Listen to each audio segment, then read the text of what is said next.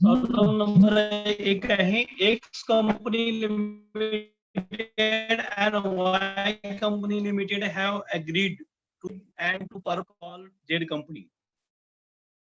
Merged आहे ते merged बरोबर नाही MERGAI. New company called Z company. A आणि X and Y company come together and form new company that is Z company, which has taken over both the company as per their balance sheet given below. He Z company जी आहे नवीन company, त्या नवीन कंपनीने x आणि Y company या दोन्ही कंपन्या घेतलेल्या आहेत. Balance sheet of X company limited as on 31 December 2001 is given. Liability share capital subscribed and paid up capital 50,000 shares of ₹10 each 5 lakh आहे. रिझर्व्ह अँड सरप्लसेस जे आहे जनरल रिझर्व्ह 1,50,000 आहे आणि सरप्लस 50,000 असे 2 लाख रुपये त्याचे रिझर्व्ह अँड सरप्लस हेड खाली आहेत. आणि डेव्हलपमेंट रिबेट रिझर्व्ह 3,000 असं आहे. आणि क्रेडिटर्स लायबिलिटी जे आहेत 50,000 क्रेडिटर्स आहे. बिल्स पेवर 20,000 आहे. लँड अँड बिल्डिंग असेट साईडला आहे इकडे 2 लाख. प्लांट अँड मशिनरी 1,50,000 आहे. फर्निचर 50,000 आहे. Investment in government securities bond मध्ये गुंतवणूक आहे 2 लाखाची. स्टॉक 90,000 आहे. डेटर्स 80,000 आहे आणि कॅश ॲट बँक 30,000. अशा पद्धतीनं हा 8 लाख रुपये यांचा बॅलन्स. एक्स लिमिटेड घेतलाय का? एक्स लिमिटेडचा स्क्रीनशॉट घेतली का सर्वांनी? तर वाय लिमिटेड बघा, वाय लिमिटेडचा बॅलन्स शीट आहे. शेअर कॅपिटल त्यांचं आहे 8 लाख रुपये.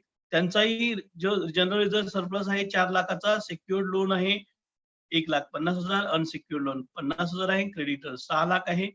बिल्स पेबल 40,000 आहे.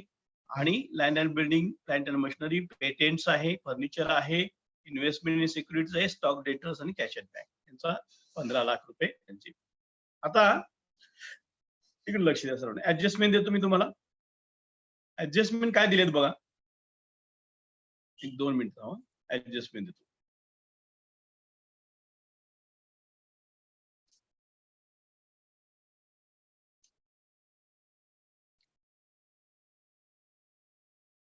आता याच्यामध्ये न्यू कंपनी आहे. All the assets are taken over. जशी मी पहिली ऍडजस्टमेंट दिलेली होती तीच आहे. जशी या पद्धतीनं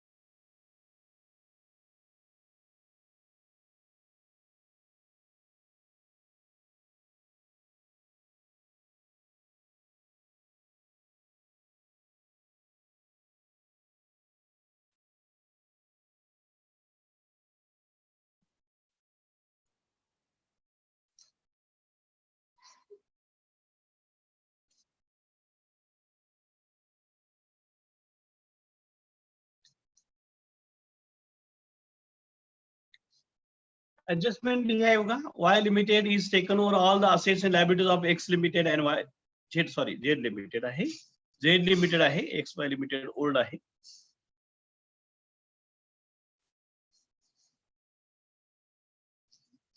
Z limited is taken over all the assets and liabilities of X and Y limited. सगळ्या असेट लायबिलिटी त्यांनी घेतलेले आहे. Purchase price is payable to both the companies in equity shares of ₹10 each. Calculate purchase price आणि also show the balance sheet. आपल्याला आता बघायचं balance sheet वगैरे सगळा कसा आहे तो.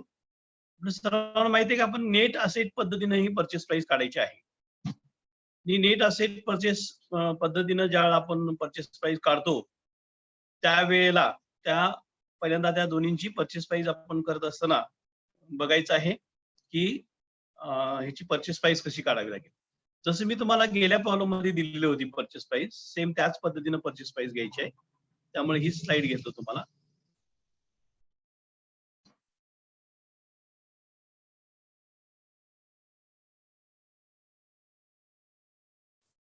आता बघा परचेस प्राइस काढतो. पहिली purchase consideration under net asset method आहे. नेट असेट बरोबर टोटल असेट असे जे एक्स आणि वायचे आहेत. आता टोटल असेट बघा यांचे हे कोणते कोणते land and building, plant and machinery, furniture एक्सचे. Land and building, plant and furniture आहे तसंच आहे. अजून काय याच्यामध्ये investment in government securities, stock, debtors, bank, हे सगळे काय आहे, हे टोटल आहे. हे टोटल असेट सगळे घेतलेले आहेत. म्हणून टोटल असेट 8 लाख रुपये जरी म्हणले तुम्ही तरी काही हरकत नाही त्याच्यामध्ये. टोटल असेट जी टोटल जी व्हॅल्यू घ्यायची आहे ती आहे तशी तुम्ही घेतली तरी चालतंय किंवा ते असे सगळे असेट घेतलं चालेल. म्हणून हे जरी तुम्हाला नाही हे करता आलं तरी सुद्धा याची टोटल असेट घ्यायची. टोटल असेट एक्सचे किती आहेत? 8 लाख रुपये. सगळे घेतलेत ना. जर सगळे नाही घेतले तर आपण कॅल्क्युलेशन बघायचं असतं. इथं सर्वचे सर्व असेट्स घेतलेले आहेत. All assets are taken over. Not except असं काही म्हणलेलंच नाही त्याच्यामध्ये. त्यामुळे हे जे 8 लाख आहेत आणि वायची किती आहेत बघा. वायचे टोटल असेट किती आहेत? वायचे आहेत 15 लाख. वायचे किती आहेत? 15 लाख. त्यामुळे इथे वायचे 15 लाख असेल. आता लायबिलिटी बघू आपण. याचे 8 लाख आहेत, याचे 15 लाख रुपये. लेस लायबिलिटीज. आता लायबिलिटीज मध्ये मात्र तुम्हाला बघावं लागेल. या लायबिलिटीज मध्ये आता इथं लक्ष द्या सर्वांनी. इथं बघा एक्स लिमिटेड. असेट सगळे घेतले. All assets are taken over. म्हणून land and building, plant and machinery, furniture, investment government security, stock, debtors, bank 8 lakh रुपये आपण घेतलं. आता लायबिलिटीज मध्ये मात्र शेअर कॅपिटल लायबिलिटीज आहे का? जनरल रिझर्व्ह लायबिलिटी आहे काय? सरप्लस लायबिलिटी आहे का? नाही. नाही. पण आता खाली development rebate reserve, creditors, bills payable. आता हे काय आहे? डेव्हलपमेंट रिबेट रिझर्व्ह आहे. त्याच्यामध्ये काय काय आहे बघा. त्याच्यामध्ये डेव्हलपमेंट रिबेट रिझर्व्ह आहे. त्यानंतर क्रेडिटर्स आहेत, बिल्स पेएबल आहेत. हे सगळ्या गोष्टी आपल्याला बघाव्या लागतील त्याच्यामध्ये. आता हे जे तुमचं एक्स कंपनी लिमिटेडचं या ठिकाणी हे जे डेव्हलपमेंट रिबेट रिझर्व्ह ही लायबिलिटी आहे. जी डेव्हलपमेंटसाठी असलेली रिबेट रिझर्व्ह आहे तर तुम्हाला तिन्ही द्यावीच लागेल. क्रेडिटर्स आणि बिल्स पेएबल 3 लायबिलिटीज आहेत. कोणाच्या? एक्सच्या. वायचे किती लायबिलिटीज आहेत बघा. आता एक्सचे झाले. आता वायचे बघा. वाय मध्ये दिसतंय का वायचं? Secured loan, unsecured loan, creditors आणि बिल्स पेएबल हे 4 लायबिलिटी. एवढ्या लायबिलिटीज तुम्हाला बघाव्या लागतील. आणि म्हणून आता आपल्याला इथं काय करावं लागेल बघा. पहिल्यांदा टाईप करावं लागेल मला इथं. लेस लायबिलिटीज मध्ये बिल्स पेएबलच्या अगोदर इथं पहिले आहे काय? रिबेट. रिबेट ऑन काय नाव आहे त्याचं? Development rebate reserve. पहिलं काय आहे? Development rebate.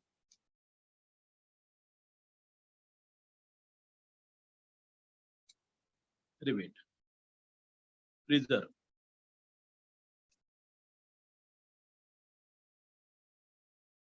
दुसरा काय आहे त्याच्यामध्ये? क्रेडिटर्स आणि बिल्स. क्रेडिटर्स आहे.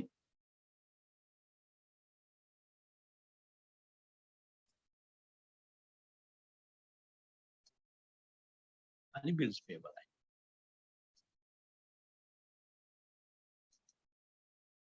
आता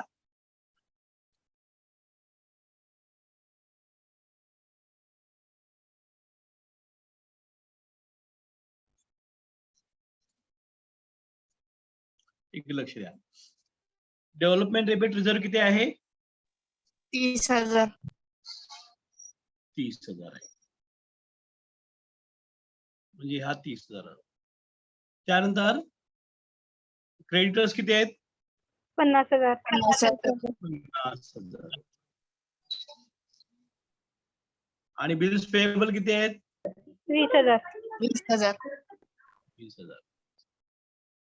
म्हणजे अशा पद्धतीनं हे किती आहेत एकूण?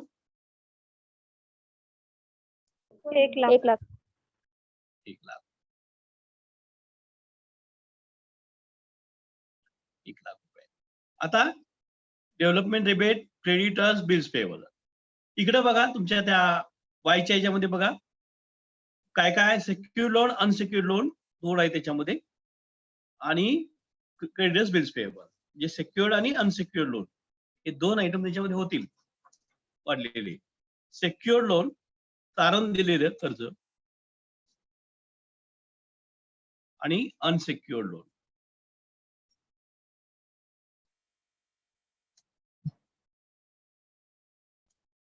हे कोणाचं आहे? वायचं आहे. म्हणजे एक्सला हे नाही आहे. एक्सला हे नसल्यामुळे इथं आपण डॅश मारू.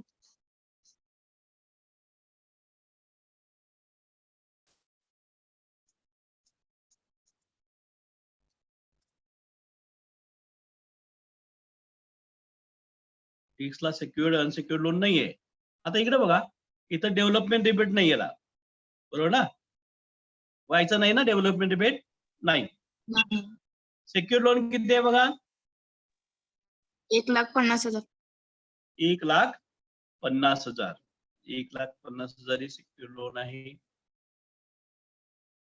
त्यानंतर अनसिक्युअर्ड किती आहे बघा? 50,000. सेक्युअर्ड आणि अनसिक्युअर्ड लोन मधला फरक लक्षात ठेवा. सेक्युअर्ड लोन आणि अनसिक्युअर्ड लोन मधला फरक सांगा. सेक्युअर्ड म्हणजे काय, अनसिक्युअर्ड म्हणजे काय सांगते का कोण? नाही. सिक्युअर्ड म्हणजे तारण दिलेलं, अनसिक्युअर्ड म्हणजे तारण न दिलेलं. समजते का? क्रेडिटर्स किती आहेत? क्रेडिटर्स किती आहेत? अरे क्रेडिटर्स किती आहेत? 60,000.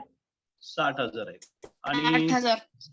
60 आणि 40 आणि बिल्स पेबल 40. 40,000. 40,000.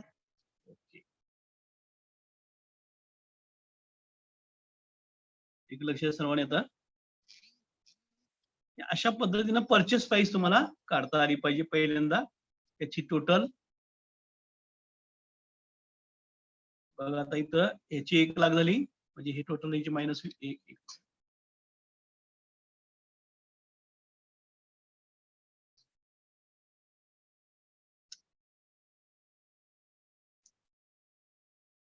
हे 1,00,000 मायनस करावं लागतील. आणि हे किती होते बघा टोटल? 3,00,000. 3,00,000 रुपये मायनस 3,00,000 असं होईल. म्हणजे परचेस प्राइस येईल तुम्हाला इथं आता. आता बघा, असेट झाले एवढे, ही झाली टोटल लायबिलिटीज.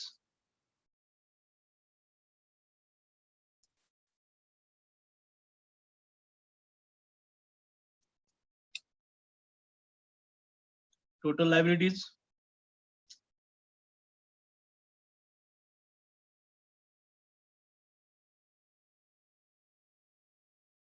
आता हे परचेस प्राइस म्हणजे 8 लाखामधून हे 1,00,000 गेले, म्हणजे किती झाले? 7 लाख. 7,00,000. 7 लाख रुपये या एक्सची किंमत झाली व्यवसायाची. 15 लाखामधून 3,00,000 गेले, 12,00,000. 12 लाख रुपये या व्यवसायाची किंमत झाली.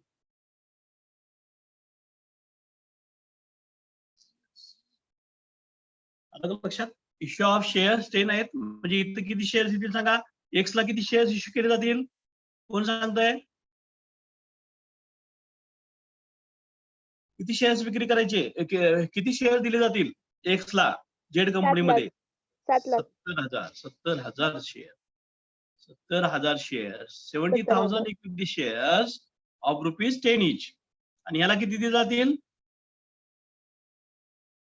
व्हायला 12,000. हे लक्षात ठेवा. 12,000. कारण बॅलन्स शीट करताना हे महत्वाचं असतं.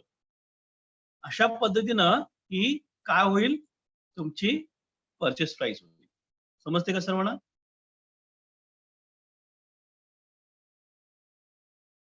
समजलं का? दिसतंय का बघा? स्क्रीनशॉट घ्या.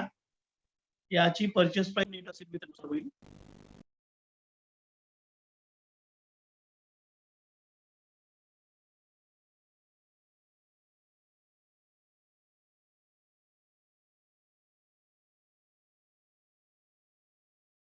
बघा झालं का? 7 लाख आणि 12 लाख.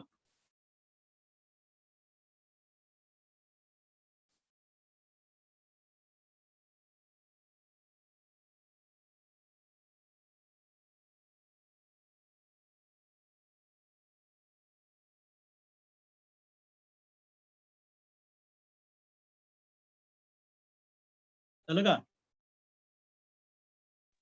हो सर.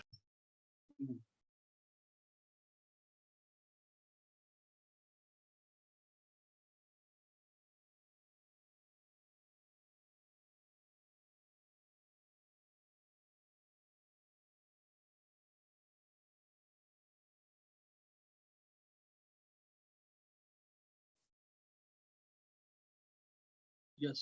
आता बघा इकडे लक्ष द्या. आता याला काय काय करायचं असतं बघा पहिल्यांदा. आता दोन्ही कंपन्यांचे जर्नल एंट्रीज करायचे असतात. या दोन्ही कंपन्या आता काय करायच्या, बंद करायची. म्हणजे काय करायचं असतं, हा जो बॅलन्स शीट आहे एक्स लिमिटेडचा तो क्लोज करायचा आहे. म्हणून परचेस प्राइस काढल्यानंतर आपल्याला journal entries in the books of X limited, ledger account in the books of X limited आणि journal entries in the books of Y limited आणि ledger account in the books of Y, अशा पद्धतीने आपल्याला करावं लागतं. आता आपण काय करायचं बघा ऐकलं सर्वांनी. अकाउंटिंग कसं करायचं, परचेस प्राइस जर समजलं पाहिजे, तिन्ही पद्धतीने परचेस प्राइस करायचे. मी एक पहिला कॉलम नेट असेच घेतलेला इथं. आता आपल्याला अकाउंटिंग काय काय करायचं बघा.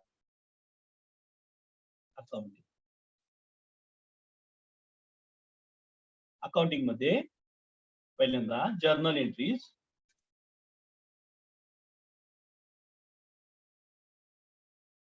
In the books of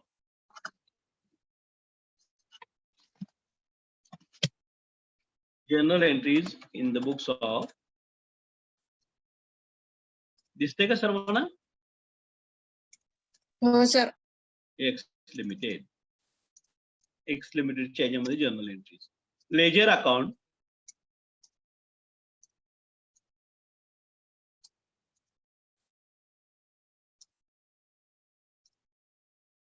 in the books of Y Limited, sorry, X Limited. दोन झाले. किती एक लागतं बघा, याच्यापैकी एक असतं ते. 2 नंबर, 3 आणि 4 सेम येतं, फक्त कुणाचं बदलतं ते. आता इथं 3 नंबर, 4 नंबर, इथं येतं वायच्या पुस्तकामध्ये एक्स पाहिजे, एक्स लिमिटेड. आता बघा इथं वाय लिमिटेड म्हणजे journal entries in the books of Y limited, ledger account in the books of Y limited. 4.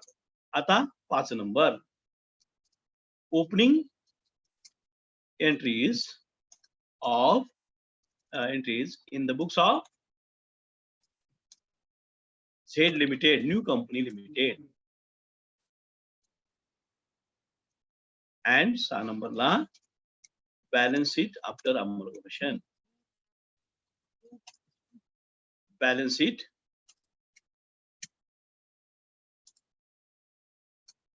after amalgamation of the both the companies. या पद्धतीने आपल्याला अकाउंटिंग करावं लागतं. म्हणजे पहिल्यांदा आपण परचेस प्राइस काढलं. परचेस प्राइस काढल्यानंतर तुम्हाला यापैकी एखादी या तुम्हाला प्रोसेस मधून जावं लागेल अमलकमिशन मध्ये. दिसतंय का बघा. जर्नल एंट्रीज एक्स लिमिटेड मध्ये, लेजर अकाउंट एक्स लिमिटेड मध्ये, जर्नल एंट्रीज वाय लिमिटेड मध्ये, लेजर अकाउंट वाय लिमिटेड, आणि नंतर मग काय होतं याच्यामध्ये, opening entries, opening journal entries in the books of Y Z limited and balance sheet after amalgamation. अशा पद्धतीने तुम्हाला बघायचं. आता या एंट्रीज कशा करायच्या बघा. सिंपल मध्ये एंट्रीज आहेत. जर्नल एंट्रीज करत असताना एक्स लिमिटेडचा बॅलन्स शीट क्लोज झाला पाहिजे.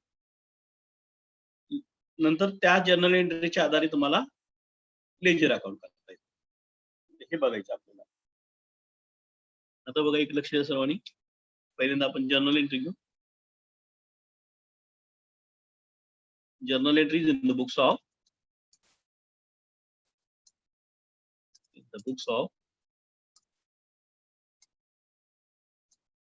X limited.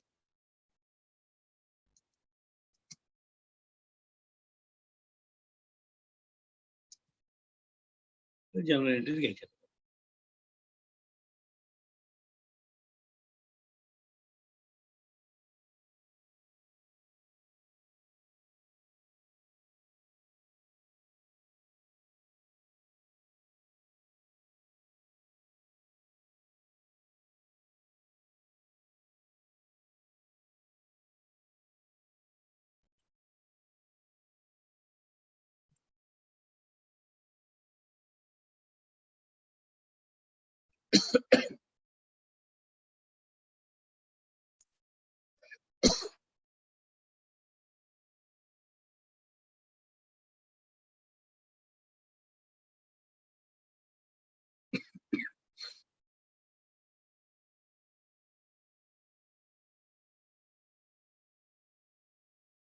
हा जर्नल एंट्रीचा फॉर्मॅट आहे.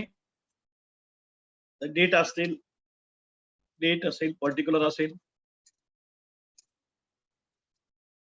LF असेल,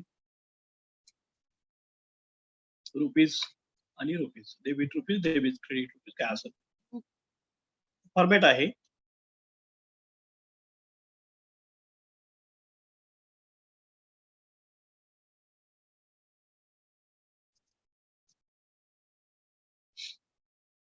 डेटचं काय एवढं हे नाही, पण तरी सुद्धा आपल्याला असावी म्हणून देतो.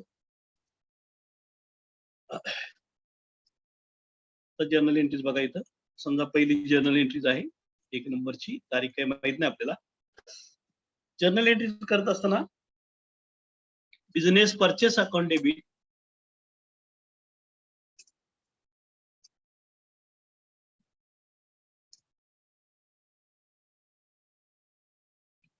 एक्स लिमिटेड जे आहे, सॉरी पहिल्यांदा आता बघा, हा आपल्याला काय करायचंय, कम्प्लीट एक्स लिमिटेडचा बॅलन्स क्लोज करायचा आहे आपल्याला.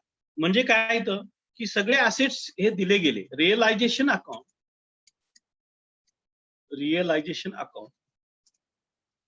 डेबिट,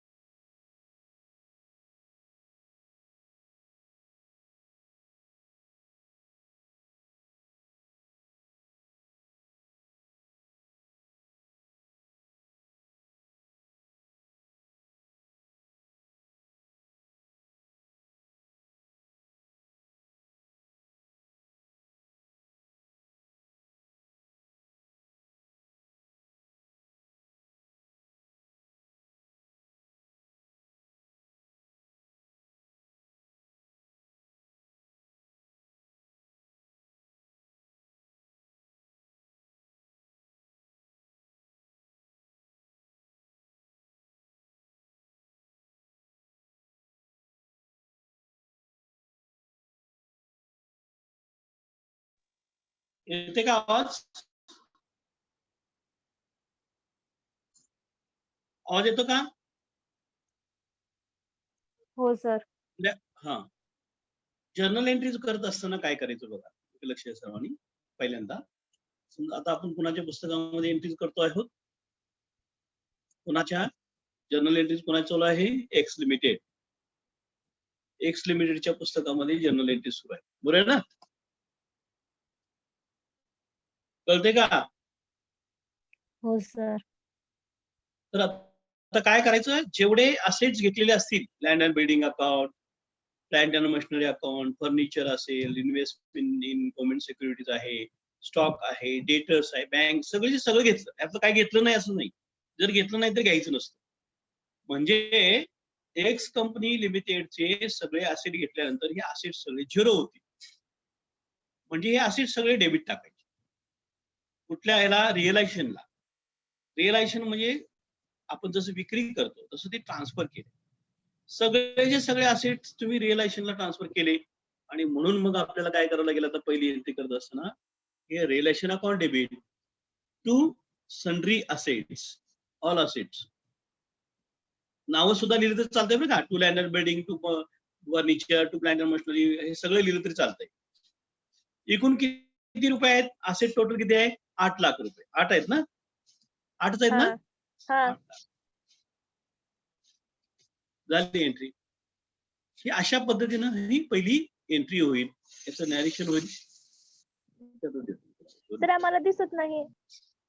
शेअर झालं नाही का? 1 मिनिट करतो शेअर.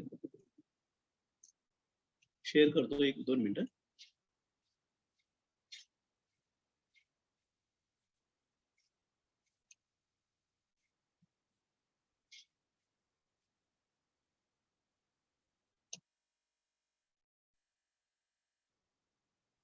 एक मिनिट जरा मोठंही करतो.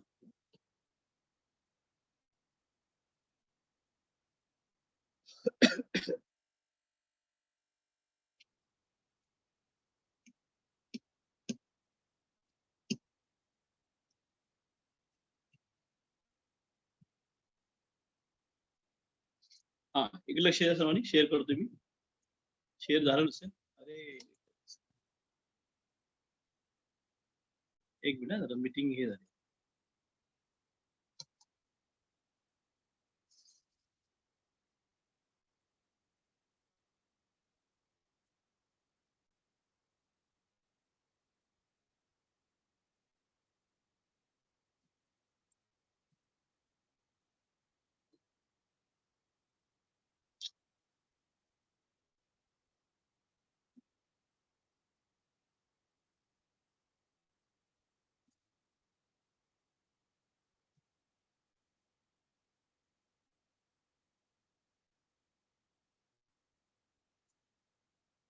अरे होत नाही.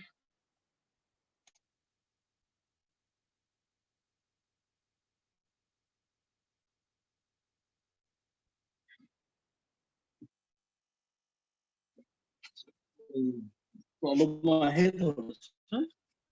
एक काम करतो मी माझ्या त्याच्यावरची स्क्रीन शेअर करतो. त्याच्यावर बघा स्क्रीनवर कॅमेरामध्ये बघा.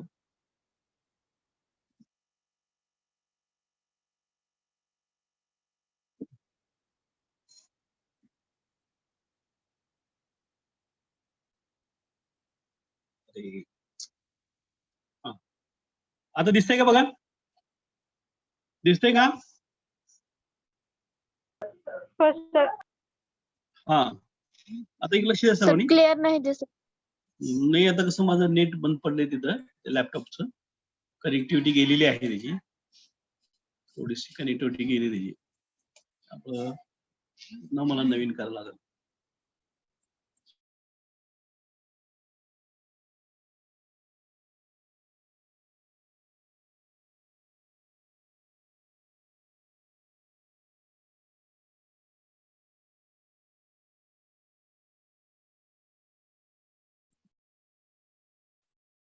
नाही, हे डिस्कनेक्ट झालेलं आहे. ठीक आहे. 2 मिनिटं. तर उद्या घ्या मग. एक मिनिट स्क्रीनशॉट देतो मी. आता दिसते का बघा?